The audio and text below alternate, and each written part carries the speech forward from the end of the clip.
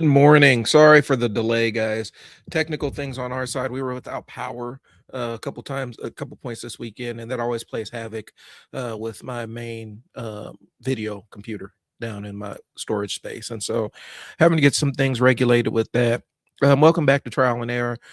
Fearless had some errands he's going to run, so he's going to be joining us here shortly. I wanted to do a quick conversation. Well, first of all, let me introduce myself. My name is Brian. I wear a lot of different hats. Like morning. How's it going? Thanks for tuning in. I wear a lot of different hats. I do marketing consulting work. I've done ghostwriting. Do coaching, teaching people how to get themselves visible on video. But then also added another layer to kind of what I'm doing, which is teaching people how to build consistent content systems for their business or brand.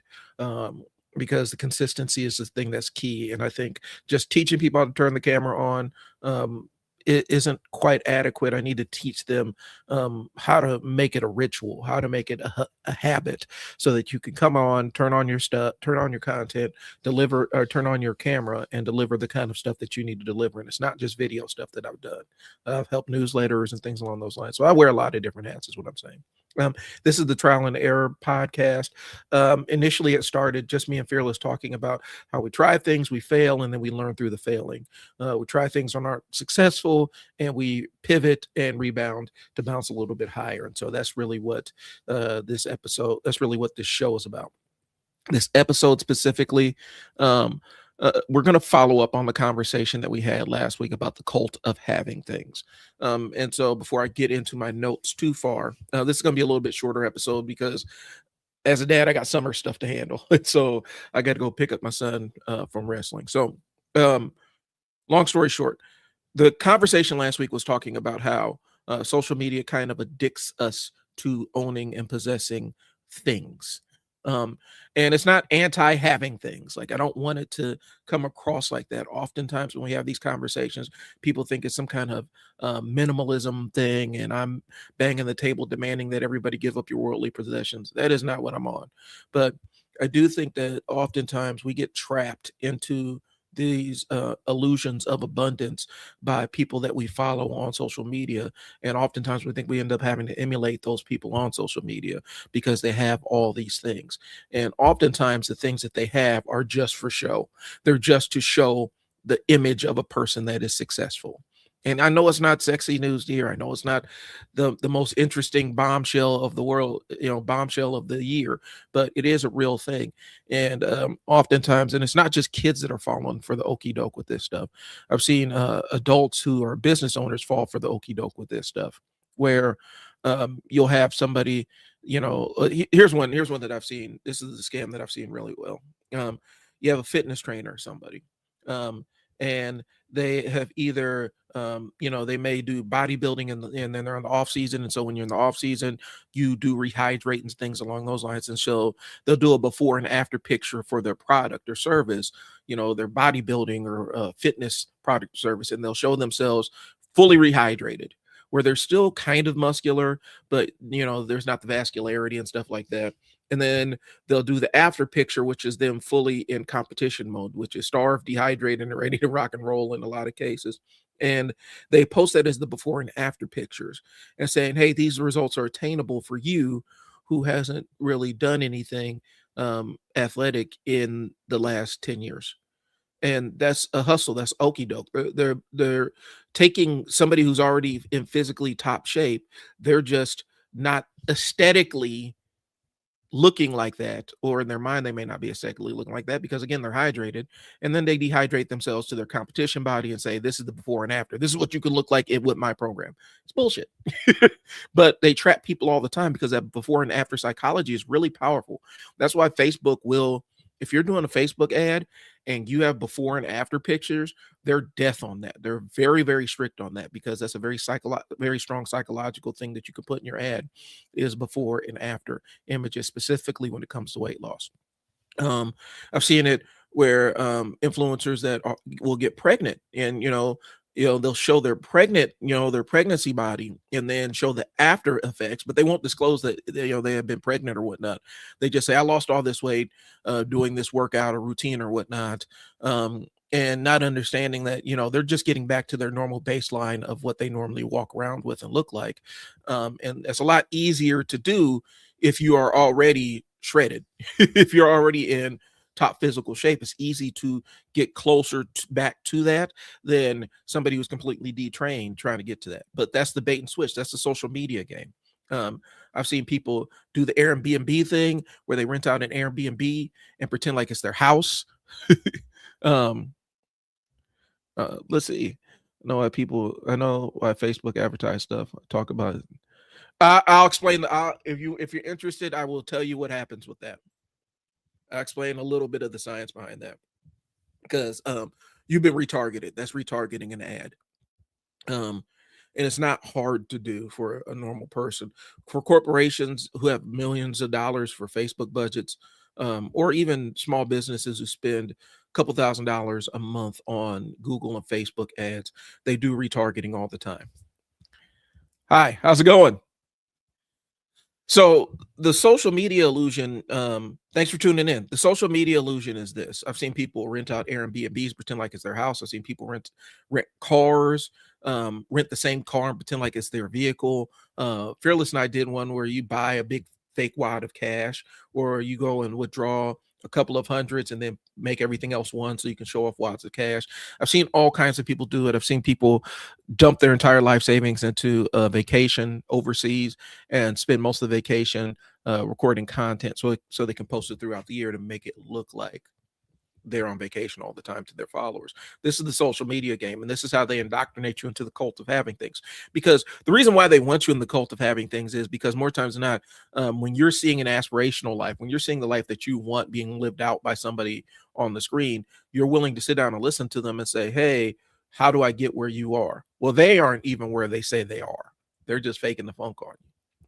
But talking about like advertising stuff, you may be talking about, you may be thinking about it. You may have inadvertently done a search for pizza near me at some point in time. And these algorithms kind of learn your patterns, they learn your habits and everything. They learn typically, specifically if you've done a Google search and looked up a pizza place, there's a good chance that the ad's going to show up on your Facebook feed. Just because, or you drive by a pizza place that you've ordered from before, the ad's going to pop up on your Facebook feed. That's retargeting. That means that you've gone to their website. Facebook pings you as somebody who's been to this person's website recently, and so then it says, "All right, we're going to show them another ad." And I don't necessarily, they haven't really disclosed the voice part of it, even though I do believe that it will pick up on keywords in your voice to show you, but oftentimes it comes through subconscious social media usage or subconscious internet usage, where you may not be aware that you were looking at pizza or you were Googling pizza ads or something, or you just curiosity saw a new pizza place you wanted to try. That sends a signal to Facebook to show pizza related ads to you. And like I said, it's something called a Facebook pixel that you can install on your website. And basically it tracks all Facebook activity coming to your website, and then identifies the people that landed on your website, and it also has metrics to track who's bought and who's made a purchase on the website to show you more of those ads. And that's retargeting. That's how it works. So again, the way they indoctrinate you into the cult is by showing you all the signs, all the trappings of wealth, all the trappings of success, and saying, hey, you can achieve this if you buy my program, or if you follow me, I'll tell you more, or blah, blah, blah, blah, blah.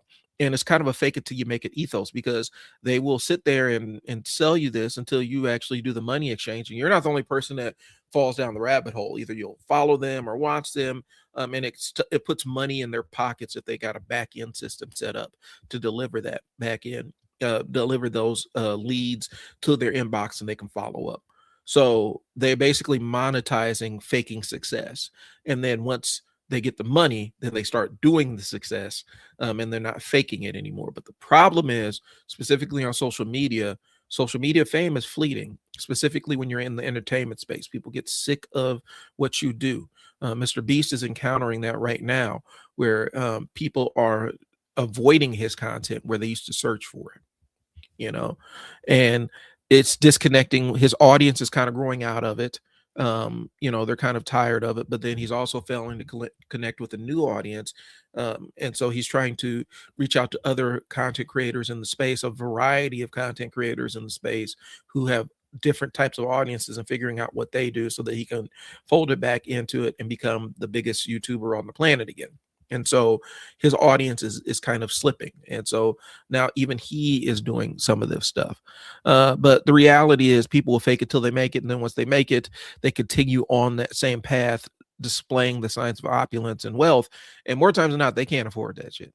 Like, they are not in a position where they can actually afford what they're doing. And then that's where you find them doing a lot of these weird cash grabs, or promoting products that they know are fraudulent and things along those lines. That's a real thing. And so, yeah, that's the cult of having things. And like I said, when you want, it's easier to convince you to buy.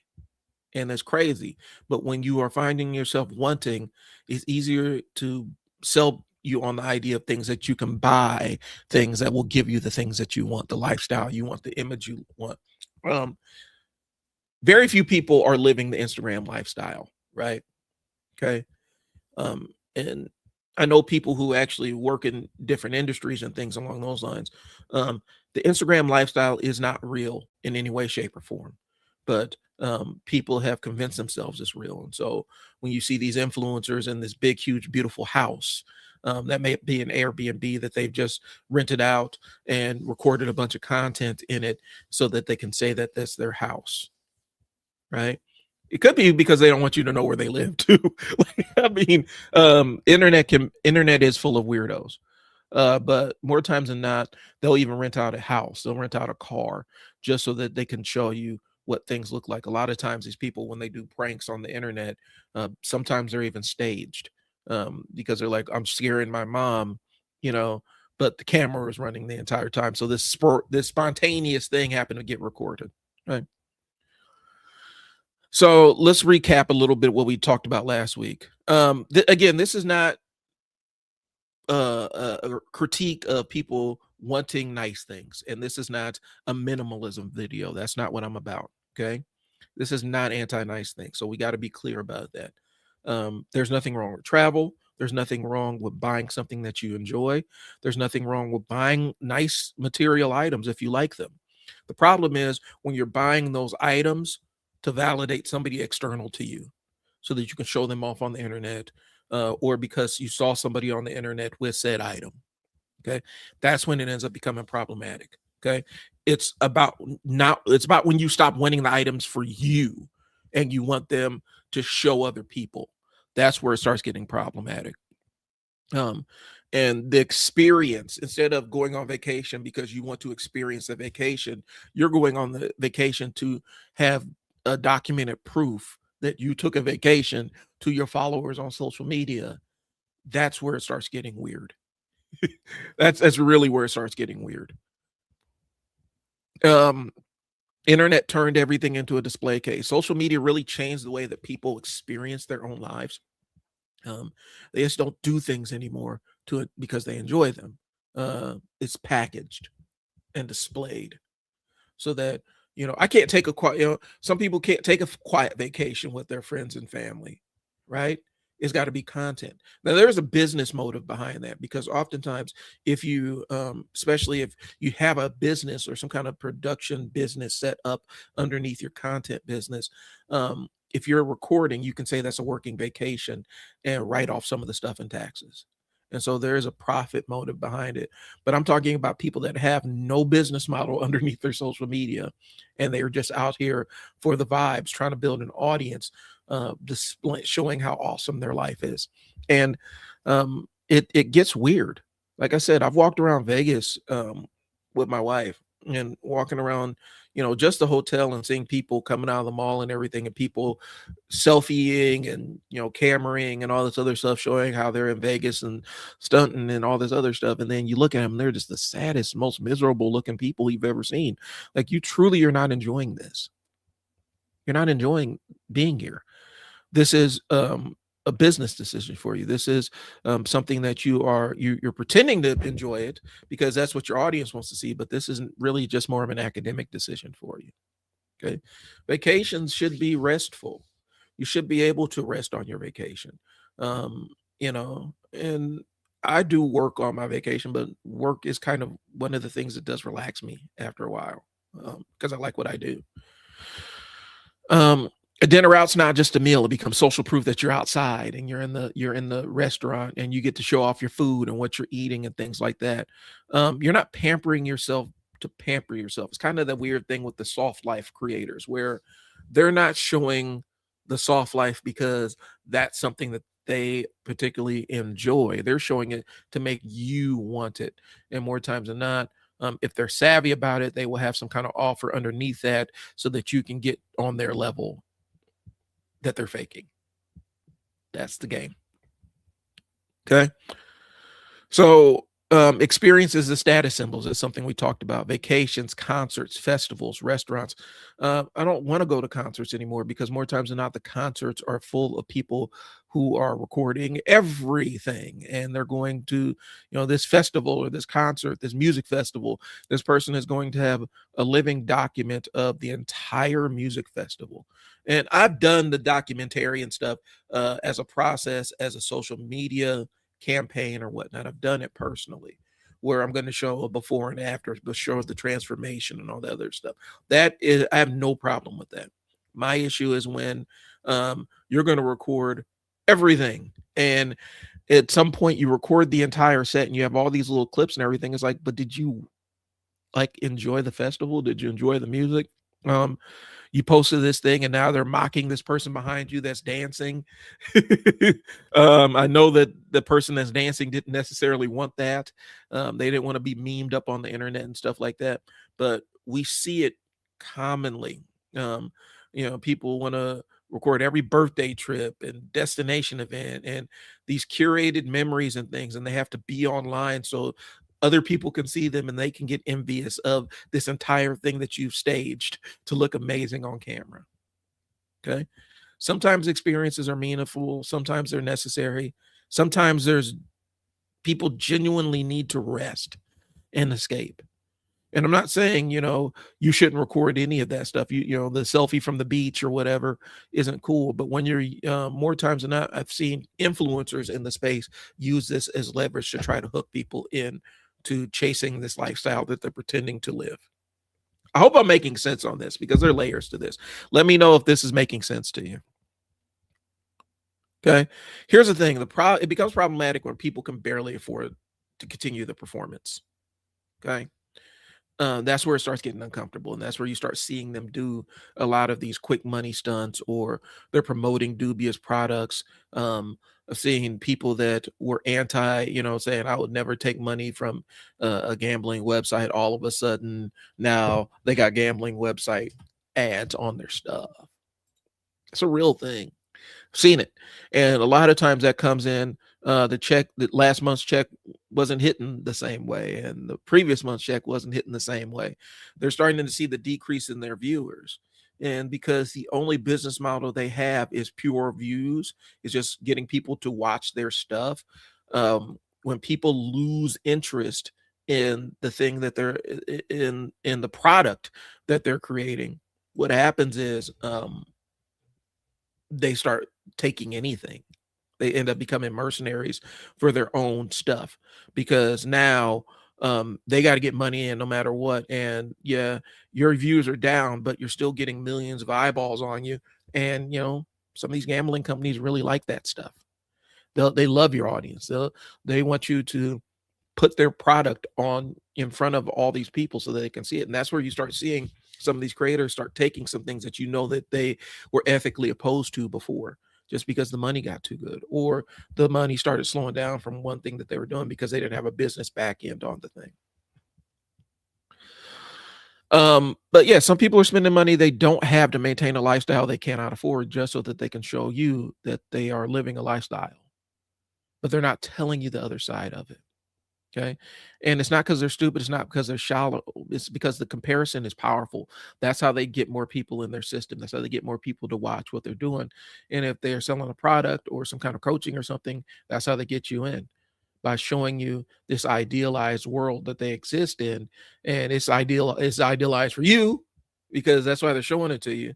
That's why you're watching, because you're like, damn, I want to be on vacation there. I want to be doing this. I want to drive the exotic car.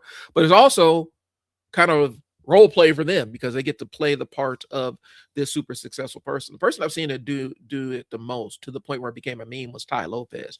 Back in the day, man, Ty Lopez was, you know, I have this for Lamborghini and I'm in, this 3-car, in this multi-car garage. I'm staying in this big mansion and everything. Mansion ain't never furnished. The mansion is sparse. It doesn't look like another human being resides there, but this is his mansion that he's telling you that he has. And he did it to the tune of being able to trick some investment capital into his scheme to take Radio Shack and Dress Barn online. And the lawsuits are still pending from that. So oftentimes they'll use all this fake signs of success and opulence to rope you into a sales funnel. And so that's really the edge on it. Again, I've seen Ty Lopez pop up now. Once he started this, hey Fearless, what's going on? Hey. He spent all these times in the 20 teens, saying that you can get rich doing his system or whatever what he was selling. And he's talking about how that's where the entire how you were going to count our wealth in Lamborghinis thing started. He's showing off his new Lamborghini in this mansion that doesn't look like anybody lives there, because that's him showing his audience he's successful. And they bought it, and they put money in his pocket. I mean, that's the game. But now he's jammed up with the feds because of this entire getting investment capital to buy, I'm going to take Dress Barn, I'm going to take Radio Shack online, and he didn't do it. Now they want their money back. Oh, wow. Yeah. Is that what's going on? That's what's going on with him. Oh, wow. Last time I saw, like, it was a bunch of like brick and mortar stores that really had strong footprints in the early 2000s, late 90s, early 2000s. Radio Shack goes back even further than that.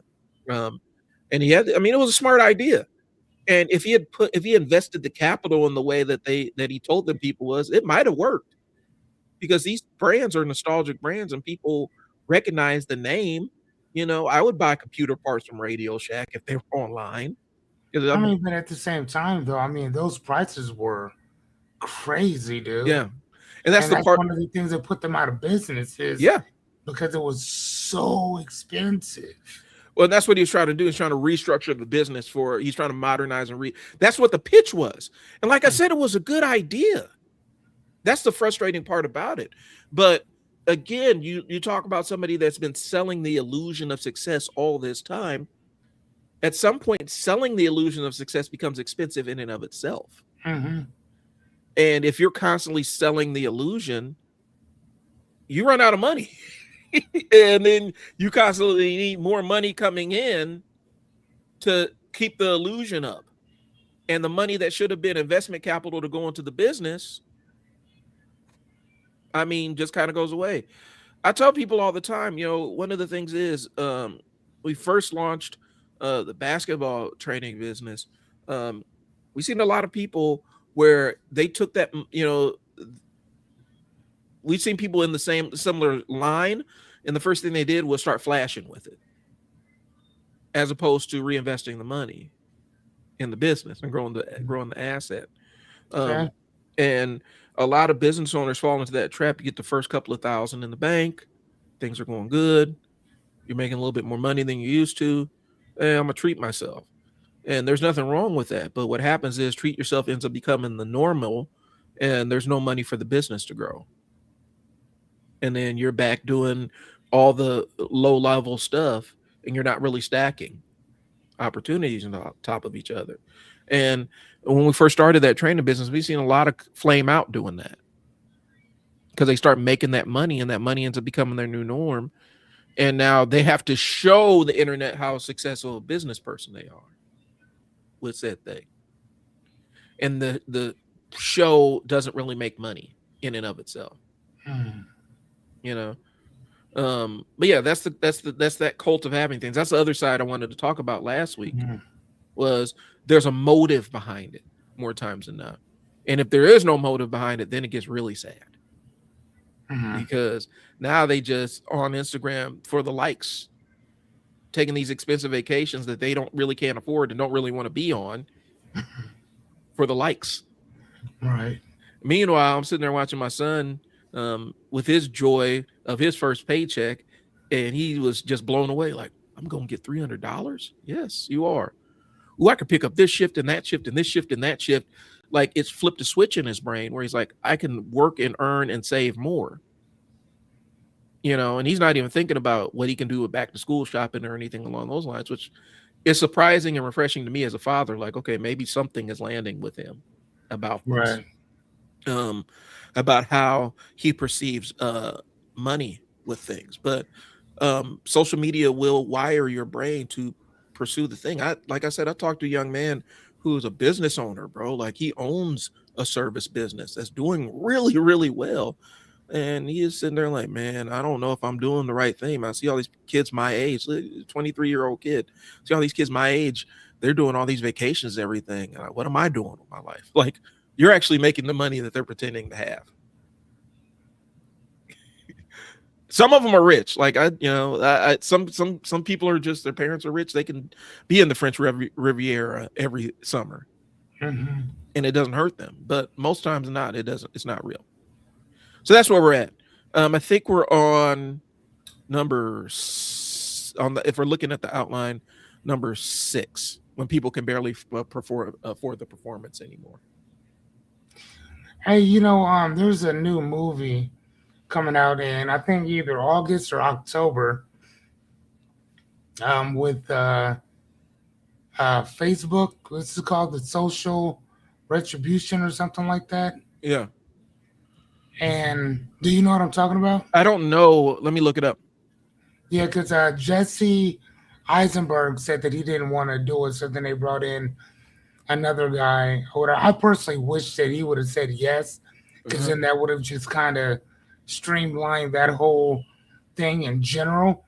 But so there's a retribution, it's something like that. The Social Reckoning. The Social Reckoning. And one of the things for the advertisement that they were showing was that Facebook got their data back, which was talking about the unaliving of people, self-inflicted unaliving because of going to their sites and comparing themselves to what everybody else is doing. Right. And then people's, like for myself, even I am a grown 47-year-old man. I'm not on Facebook like that. I'm not, like, even on Instagram, like certain people, if I know you, I'll watch you for the most part. Like I have a friend who's on there, and she's always like modeling different stuff or whatever, and she's a beautiful woman. But when I met her, I met her while she was in college, and she does something in the financial sector to have $1 million house. I mean, and all the bags and dresses and shoes you can think to go with it. Okay. Right? Unapologetically wealthy. But I also know where she lived before all this happened. You know what I'm saying? I know what you're saying. So when I see her, I'm like, congratulations, good job. I'm always telling her, hey man, you look amazing, like right, because she does. But I'm not trying to compare myself to that. I was just doing a paper, and I was telling my professors, like, dude, like I'm not here because I need a job. I'm not here because I need money. I'm here because, like, I've been learning. I've been an autodidact for so long that Dude, my stuff is going up. Sorry. I've been an autodidact for so long that, and an autodidact, ladies and gentlemen, is a person who's self-taught. That I wanted to go somewhere. I wanted to do something where somebody knows something I don't. Mm-hmm. Right. So like yesterday, I was taking a quiz. Man, I promise you. Like I read all the material. Uh-huh. Like I got this. Man, I took my test or my quiz. I bombed the shit out of that thing. Uh-oh. It took me 2 hours. 2 hours to get to 100. Cause I didn't like with the class that I'm taking or whatever, you do this thing, and if you get 13 answers right, then you're done. You're good. Dude, it took me 2 hours to do that. Usually it would have only taken me maybe 10, 15 minutes after that. Wow. But again, and I was writing up a paper about it, and I'm like, dude, I felt that thing so much. It took me 2 hours to pass this thing. And if I like literally, bro, I didn't go to bed till like 3 o'clock in the morning. Which class was this? Sociology. Okay. And like again, I love sociology.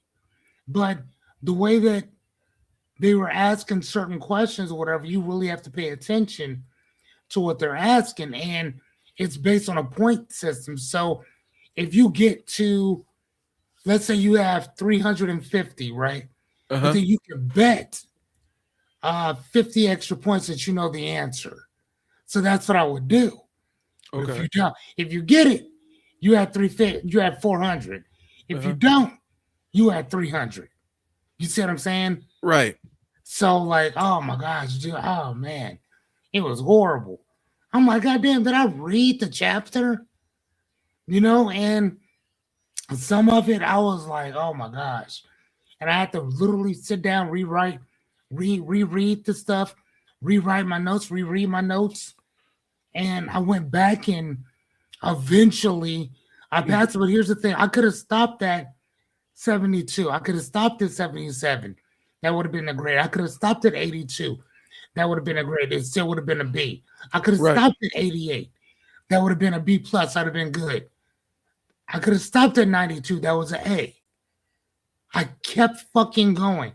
And again, I'm not comparing myself to anybody else. I just know what I'm capable of doing. Right.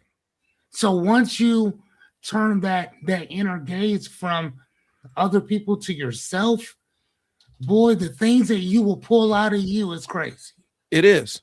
And I think that's kind of the game. And I think that's kind of the danger I'm talking about with Mm-hmm. this cult of habit things where you're sitting there looking so far into other people's lives that you don't take time to live your own. And you don't That take part. time to move it and push it on your own because you're so busy looking at what they are doing and comparing what they're doing, what you feel like you ain't doing, and all this other stuff. And really, y'all, that's not what this is about. It's not about what they're doing versus what you ain't doing. It's about maximizing your life to live life in the way that you are happy and fulfills you. And I think oftentimes that's the piece that gets lost, right? Right. You chasing, you're chasing a lifestyle that is not yours, nor was ever intended for you to live. Um, and you may want it, but eventually, if you handle your business, if you continue to grind on the way you are, you're going to eventually create a semblance of that life if you lock in on it. Um, Mm-hmm. it may not be 100% a one for one translation of it, but it may be something that you're happy with. And like I said, we talked about it. I've used the quote before, um, it's all right to head out to wonderful. It's Bill Withers. It's all right to head out to wonderful, but sometimes you got to stop and take a look around at good enough and get comfortable with that because sometimes good enough is good enough, Mm-hmm. you know? Um, and I think, I mentioned it to people. You've heard me say it on this stream. Comparison is the thief of joy. Mm-hmm. It will absolutely rob you of being happy of the small things because you're comparing yourself to other things. So here's the thing though. I understand where that is, and I get that, but I also Yeah. think that we have to be kind of careful with that too, because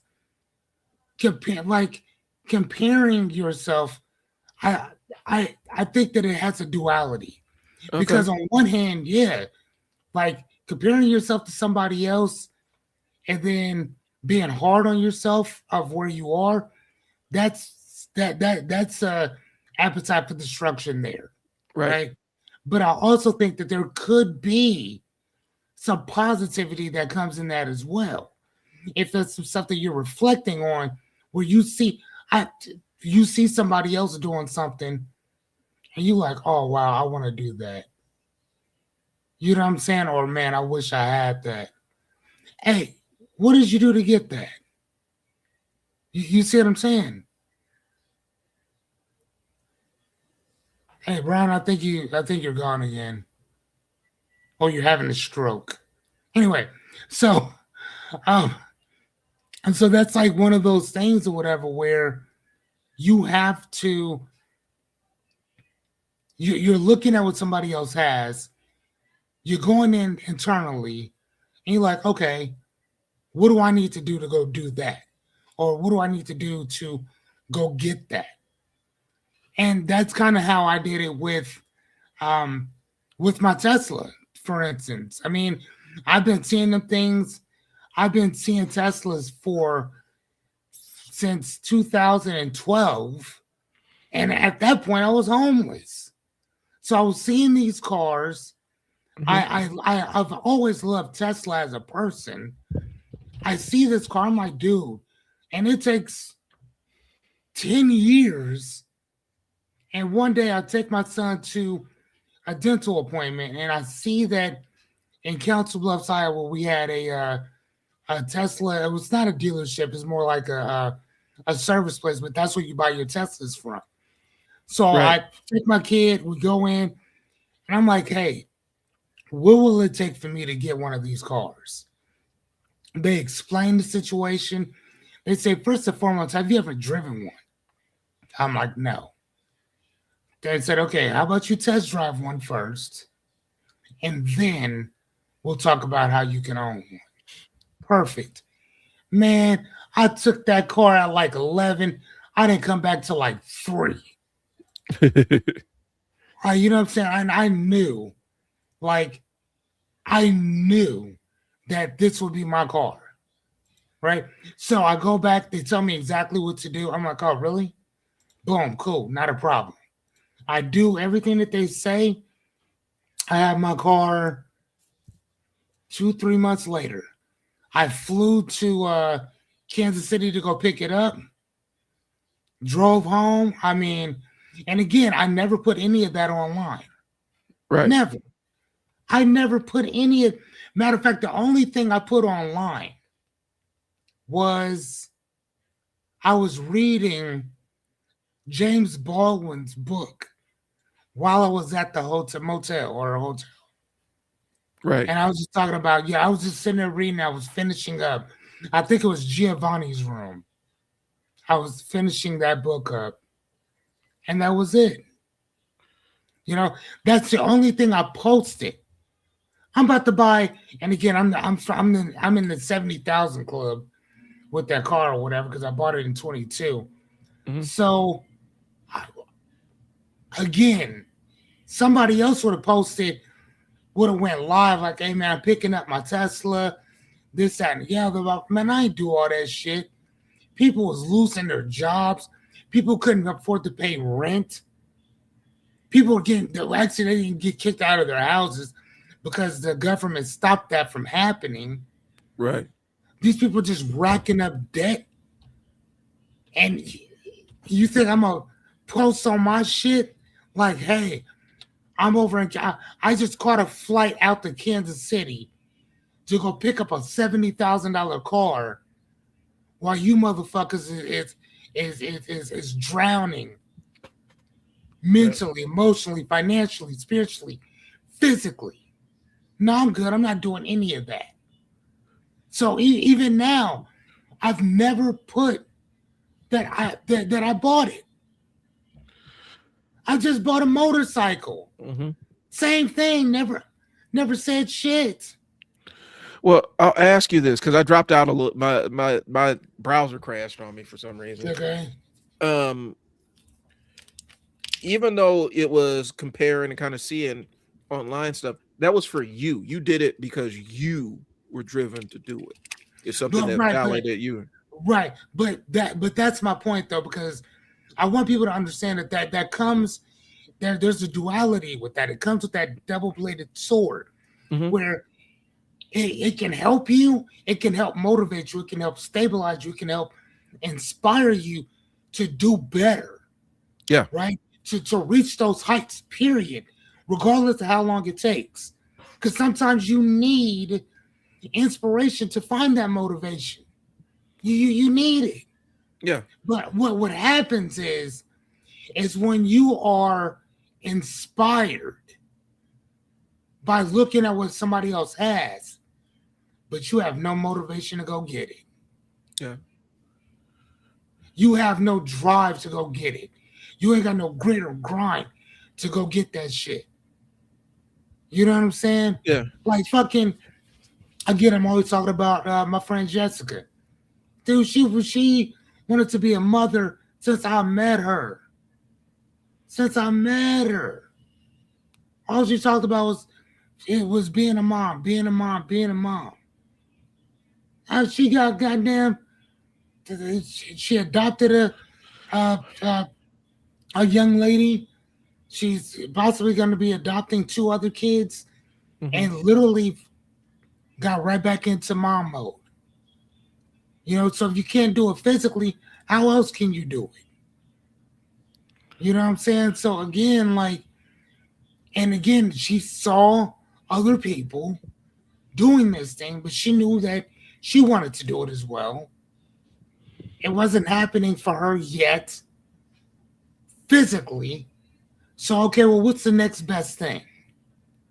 There's a bunch of kids out here who need a mother. Right. There's a bunch of kids out here who need structure, who need family, who need love and support. I got all that. You know what I'm saying? Yeah. So I think that there's again, so that was my point. That's the point I was making about that duality of comparison. Because I don't think it's always a bad thing, depending on how you use that comparison. Well, and that's where I'm going with it because I think there's something intrinsic versus that extrinsic kind of thing. Yeah, for Where sure. because it's something internally, like you have to have a certain awareness and knowledge of yourself That part. for the motivation side of things. And what we're seeing is a lot of people don't even have an internal knowledge of what motivates them. They're just operating with this hole inside them. They're Yeah. looking to fill that I hole just inside them. right. And Yeah. so, I want to make some money. yeah. Like, And, okay. and making money in and of itself can be a great motivation if that's something that you want for something you want to do, right? But when Right. the problem becomes is you see somebody else doing it and you never really had any sense of direction or wanting to go or anything, and now all of a sudden that motivation ends up becoming yours, but it's only on a surface level because you can't articulate why you really want this thing. Like with the car I got now, like I've had this car for since 2013. When I first saw it, I saw it on the ad. I saw it on TV. I said, I'm going to have that. I like that. Like the way the new darts are coming out. Kind of a Fiat kind of thing, like an American Fiat. I can rock with that.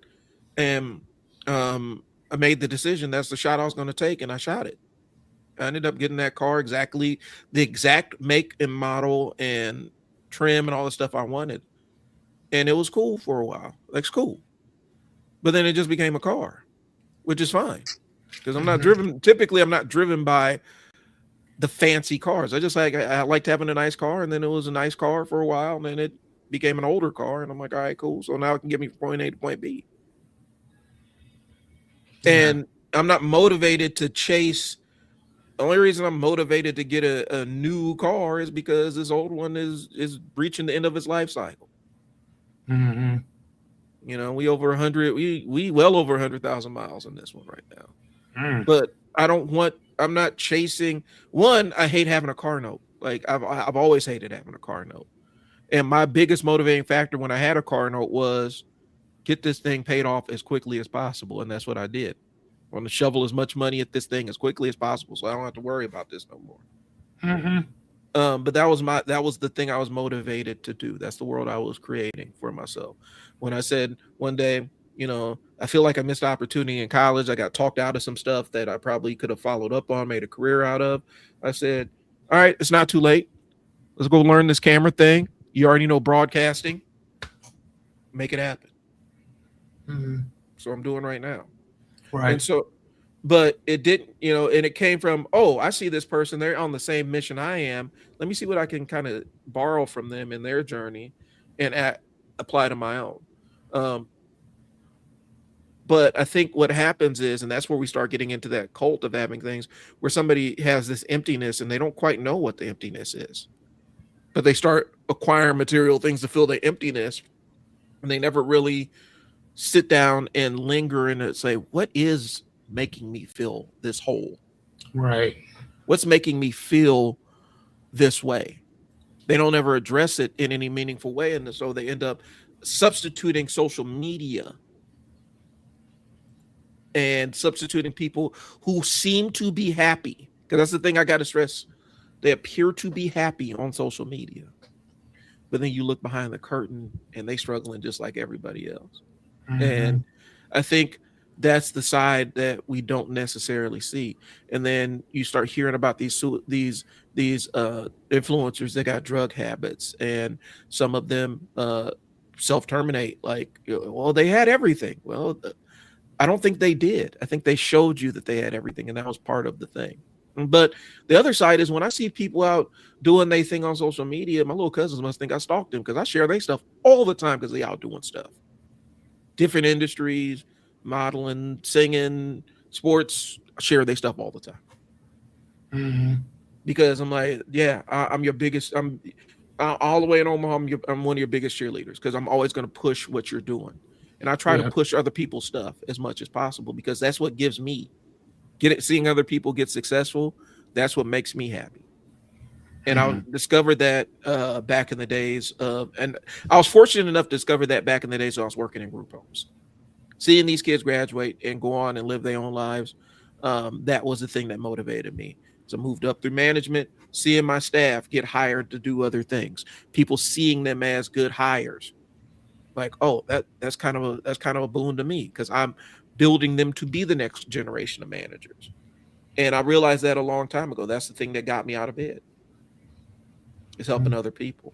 But again, helping other people is not the easiest thing to build a business model around all the time because you're so motivated, you're driven, you get so much from helping people that sometimes you don't think about, well, the material side of things. Like, okay, I'm driven to help people. Who's helping me out? Well, I got to help me out. And in order to help them the way I want to help them is there's got to be a fee attached to it. That's the challenge. So again, what we're talking about is a lot of the cult of having things is about convincing you to get things that you don't need, you're only motivated to get things on the internet because somebody else has the thing on the internet.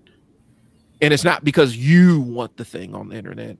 It's because you saw somebody else experiencing joy with said thing, and then you're going to go out and get the thing. Right.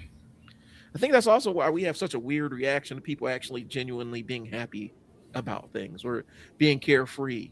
There's an entire thing about why, back in the days we didn't have phones in the club, and that's why people could let loose in the club. And now people go out to these things, and it's just a big photography phone, clicking everything. It's like, bro, that's on the recording everybody. Nobody's able to dance and have a good time or everything because everybody has to document the experience. Everybody, and it just makes the entire.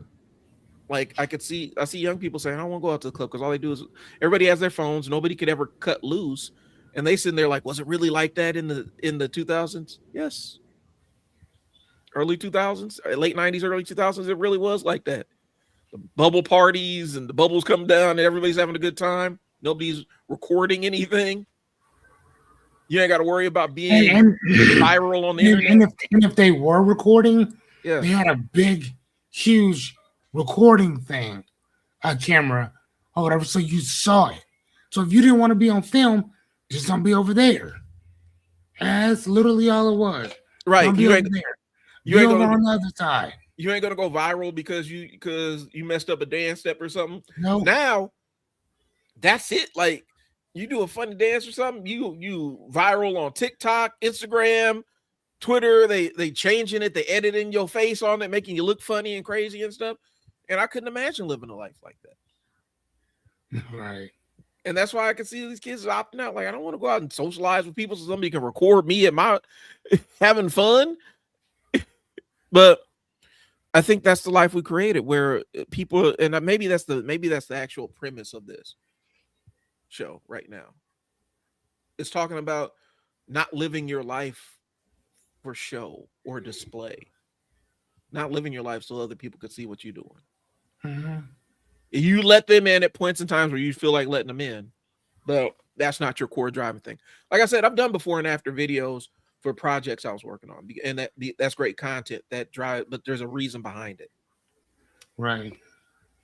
So, all right, let's figure out where we at here, because I gotta go pick up. I gotta go. Yeah, I gotta go pick up this boy here in a second. The role of scarcity and escape. Okay. People spend money on joy because life can be hard. You know, but my mom adopted me, and so she adopted me as a single parent. And there were days where she's working 2 jobs and going to school for a master's, right? She likes to have nice things, and so every once in a while she buy herself something nice that she liked. We may not have had the money for it or something she saved up for, but it wasn't a lapse in discipline. It was the motivation to keep going. And so that's fine. And I don't want people to take that away, that I'm saying don't buy things you like. I don't believe in these YouTubers that tell you can't ever cut off all your friends and forget all vacations and don't go to any weddings and don't do anything, because that's what it takes to be successful. Right. I don't think that that's a life for everybody. And I'm going to tell you the reason why I know that's not the life for everybody, because that's what I did early in my career. From basically 21 through almost 30 is what I did. And that's why I was able to get to kind of the top of my little industry, human services, working with kids and families. I was able to hit my goal by the time I was 30. And then I got to my goal and I'm like, wow, this is empty. I got the big office and the big desk in the bay window, and I'm able to got the great view of the cityscape and everything. And this is empty. This doesn't feel like anything. And it's like you worked all the, it was something I wanted to do, but and I enjoyed the day-to-day work of it, but just sitting in the desk and being there, it's like, oh, this is nice. The hedonic adaptation, where you just kind of get used to the new world. And it hit me just like that. Like, this is pretty empty. I got to find something else. So I got to find something else to give that feeling to me. And I found it working with my staff, working with the kids. Yeah, I found mine reading. Yeah. Pulling out a book, sit down, read for a while. And that's what it is. So I don't like when they talk about, these welfare families, people on food stamps getting candy for their kids. They can't have nice things every once in a while too. It's because you're poor doesn't mean you can't enjoy nice things. Sometimes that's the only thing that keeps you going. Right. And so I think, and instead of questioning the system that put them in that situation in the first place. Right. Like I will get it. Listen, I'll add a little bit of commentary. We just had somebody basically rig the entire financial market system to make themselves a trillionaire on paper. And evaluate a company that had lost $5 billion last year and has never really turned a profit, and said this is a $1 trillion company now. And by virtue of having the biggest stock on the biggest stock, period, you're basically forcing a lot of retail people who own 401ks for retirement and things like that, or ETFs and retirement. You're forcing them to basically buy your stocks if they're automated. If they're automated where they just get all the big cap stocks, they're automatically going to get this stock in their portfolio. And when the valuation drops and corrects, because it will, it's going to, because it's not necessarily real in the first place. What's going to happen is all these people are going to be forced to endure this, and they're your exit liquidity. They're basically going to have to take the haircut on their 401ks pretty like it's going to happen pretty quick, because that's what happens with IPOs more times than not. Initial public offering, the price drops and corrects to what it really is, or closer to what the really valuation is, and you let it rebound, and then people ride it back up. There's going to be a lot of people who are retiring who never signed on to have SpaceX in their portfolio that are about to pay for it, and they're about to lose money on it because they never had a choice in it. But like, we rigged the whole system was rigged to create that environment, right? But you mad about people selling food stamps? You mad? Priorities, man. Right.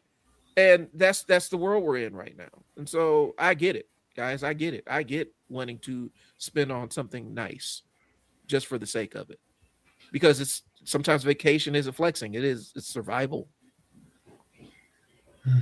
Getting out of town for a little bit is the only thing that's going to keep you sane, keep you in the game. Right. Okay.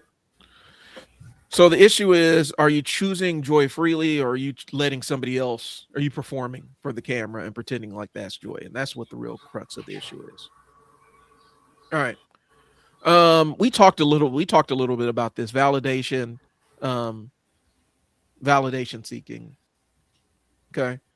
The cult of having things is, and I think the engine that drives that is external validation. Well, what do we got on external validation, Fearless? What's your take on, because I think you have a good nuanced take, is sometimes the external validation is valid and you do want to pursue it. Like, you want to show out for your kids, you want to show out for your family, the ones that matter to you. But I guess, where's the line between seeking external validation that's positive versus where it ends up becoming a corrosive force in your life? So I think that a lot of it has to do with what is your end result? You know what I mean? Like, what are you actually looking for? Like, what matters most? Mm-hmm. You know, because you got to remember, you're not taking any of this shit with you. You know, so I mean, is it who can collect the most toys before you die? Because there's always going to be somebody richer than you, and there's going to be somebody poorer than you who has more than you. So how do you compete with somebody who doesn't have a fourth of what you have, but is happy? Right? Right. And I mean, sometimes, like, I remember when I was homeless. I might sound crazy for saying this, but I got more done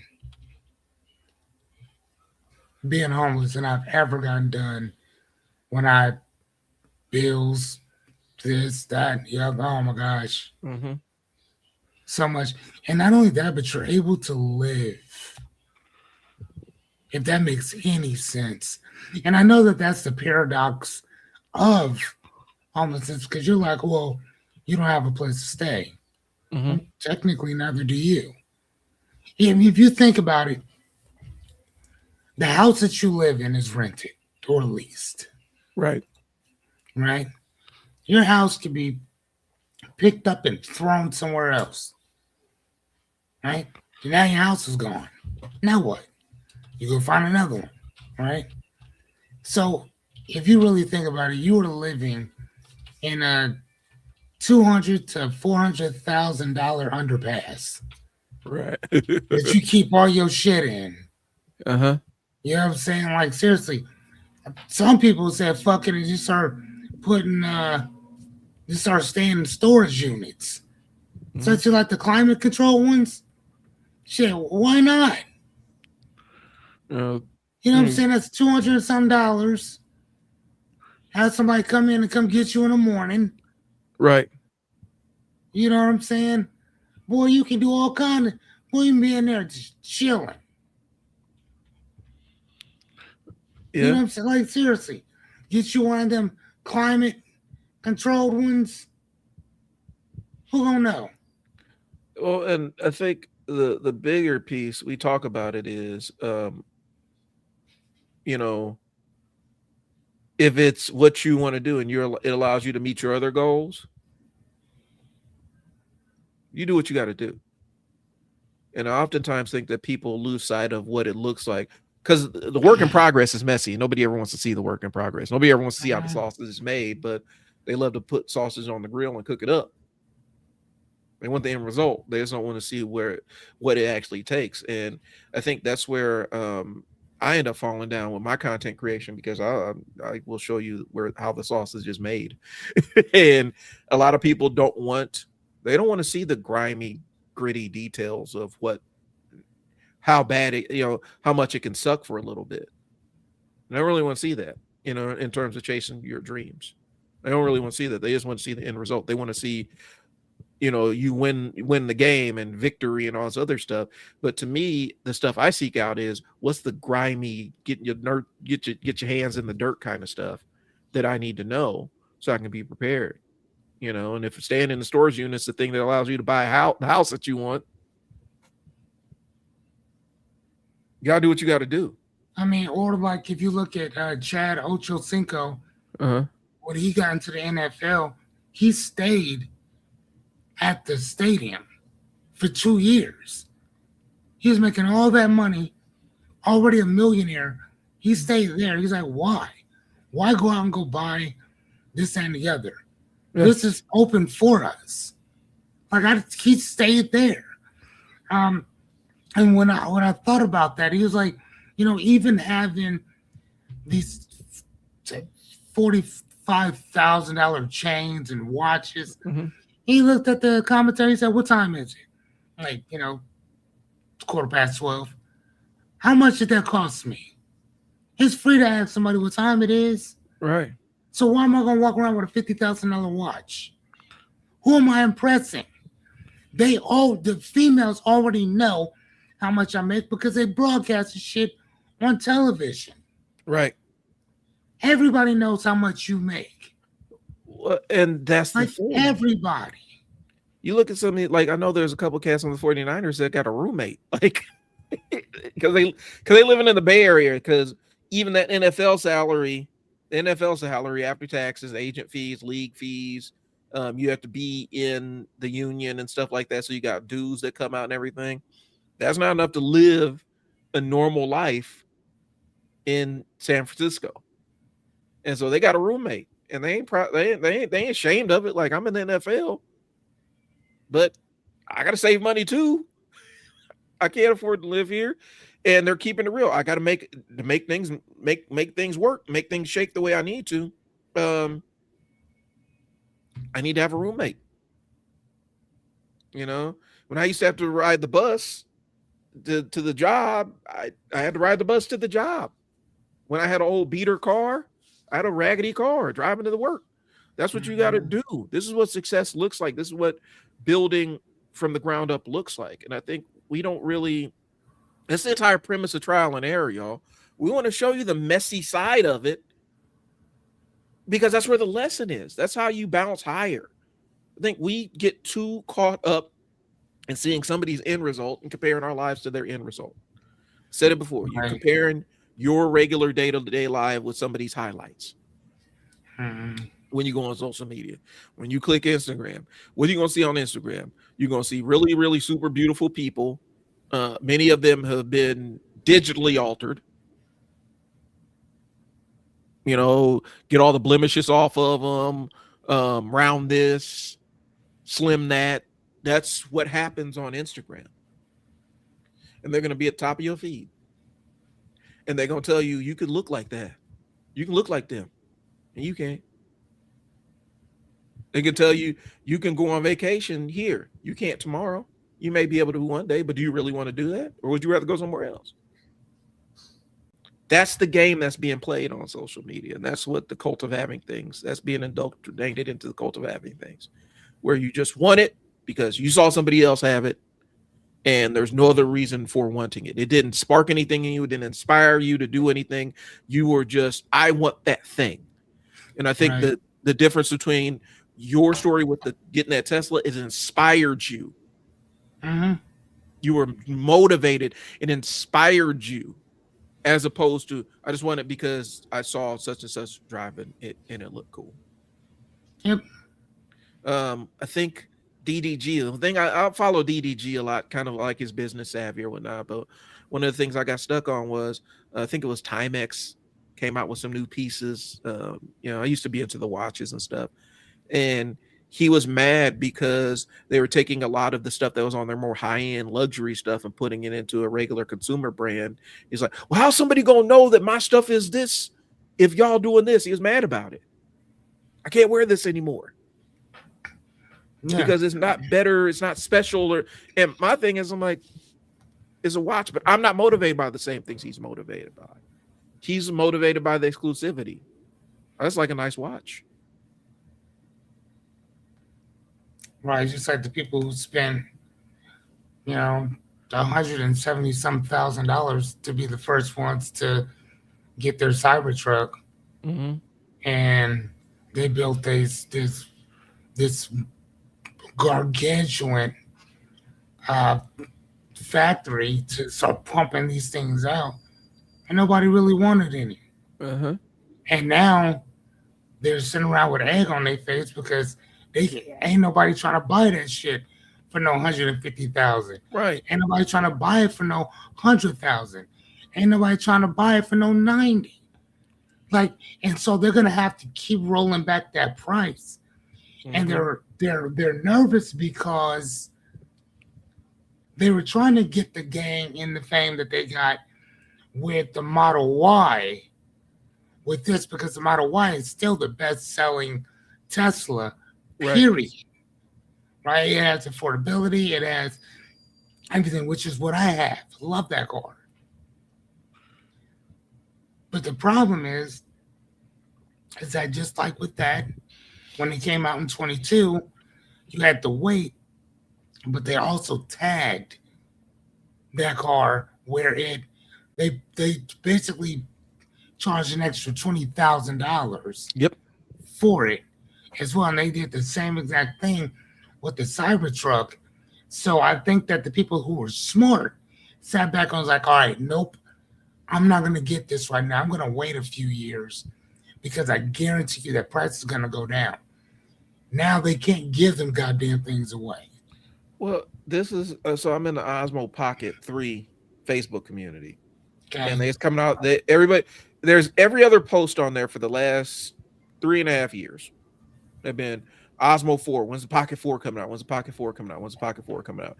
The new Pocket 4. I just saw the stats. Blah blah blah. They had saw some fake video on YouTube about it. Yeah. And then the news really dropped. Like they're dropping the Osmo Pocket 4, and people like, are you gonna get it? Are you gonna get it? And I'm like, I never buy the first round of tech. I never buy the first batch. Right. I never buy the ones that are freshly made from the. I don't like pre-orders.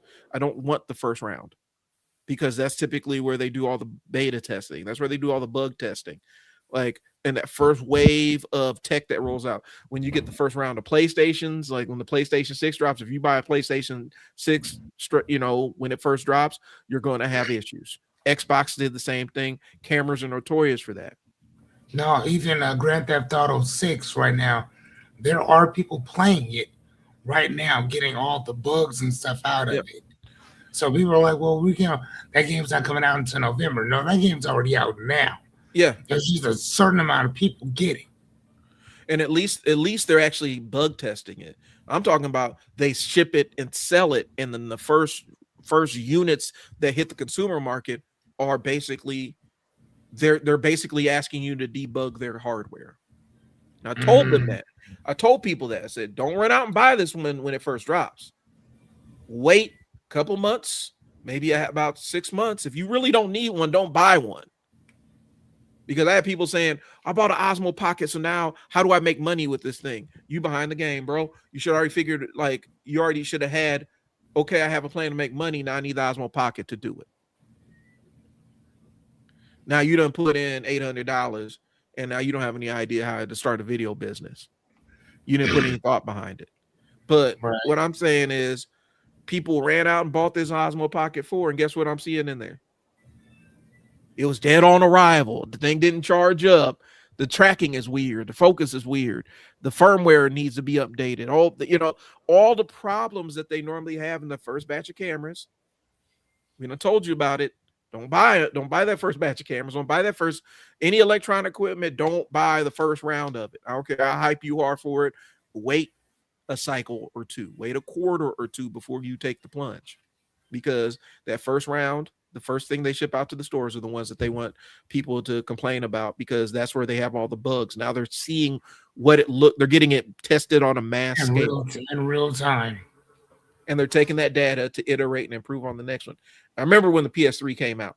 That was a big thing with the PS3. Was it? The PS3 was jacked. The original PS3 was jacked, and they iterated it and shrunk it and made it a lot, and all the different, 60 gigabytes and all these other different variations of it.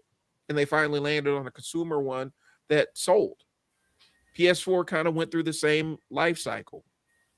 I know PS5 did too, because there's some day one bugs on PS5 too. And so they're beta testing this stuff. And I think that Cult of Having thing says I have to buy it fresh and new when it comes off. No, you don't. You don't want it. The defective ones always come out in the first batch. And so that's what it is. And so I think that falls into it. It primes you to be a day one consumer of said product. And there are very few things I will buy. I don't even go to restaurants in the first month. Like new ones? My wife put me onto that one. She used to do food service back in college and stuff. You never want to go to a restaurant in his first couple of months, because that's where they're testing out. That's where they're getting rid of all the workflow bugs that are happening. We broke that rule one time when Cheesecake Factory came to Omaha. Never again. One of the worst restaurant experiences I've ever had, and it didn't have anything to do with the service. It had a little bit to do with the service, but dude brought me a glass of water. There were like huge black spots and chunks of something floating around in the bottom of the water. I said, can you bring me another water? He brought me another one. There's still huge chunks of stuff floating in it. And he asked me if, well, can I get you a Coke instead? Well, so I can't see the stuff floating in it? Yeah. You guys need to clean your ice machine, because that's what this is coming from. Ice is dirty. Dump out your ice machine, rinse it out. But they couldn't do it because they were fully serviced. They had a full restaurant of people. They couldn't change their ice. And then the waiter didn't know the menu enough. So I ordered something. He brought me something completely different and then tried to convince me that this was the thing I ordered. Oh, wow. I said, nah, bro, I didn't order this, man. You brought me. I've been down to the one in Kansas City, bro. This is what you brought me is this on the menu. This is what I ordered. And it's all because it was new. He was brand new at it. The service was brand new. The manager was brand new. The equipment's brand new. And now we are the guinea pigs so that they can get their staff trained. Okay. Ooh, I ain't doing that. I ain't doing that no more. I'm too old for that. Like, I don't want to pay. I don't want to pay to be your on OJT. I get it though. So what is OJT? What is that? On job training. On the job training. So that's what I got. Fearless, I got to run. If you want to continue on, and if you want to continue on. All right. I have a bunch of papers to do, so. All right, y'all. So then we wrapping this up. I don't know if we're coming back to this one. I think we got pretty much done. Well, shoot, we didn't get. I think we got pretty much done what we had to say. We'll be back at you next week with something else, another trial and error thing. I might go back in the lab. I might go back in the lab and see if there's some old topics that we can revisit, just to orient. concept. Did you go through Anya's stuff and delete them? I have not done that yet. I Yeah, got just delete her stuff off. okay. All Because right. all of her stuff is saved in her YouTube account, so she's fine. Okay. Then I'll do that when I get a second here. But Okay. I'm gonna go ahead and wrap this up. We'll talk to you guys next week. Trial and errors, Brian and Fearless. See ya.